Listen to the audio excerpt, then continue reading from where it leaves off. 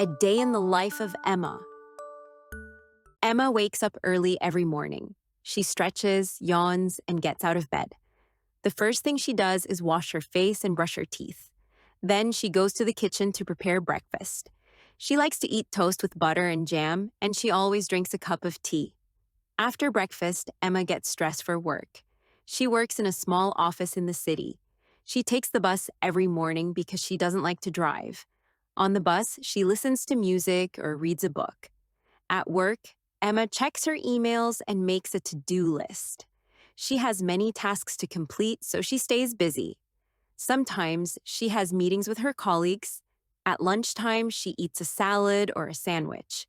She enjoys talking with her coworkers while they eat. After work, Emma goes to the gym. She exercises for 1 hour. She likes running on the treadmill and lifting weights. Exercising helps her feel strong and healthy.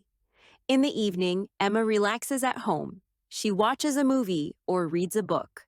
Sometimes she calls her friends and talks about her day. Before bed, she drinks a cup of warm milk and writes in her journal.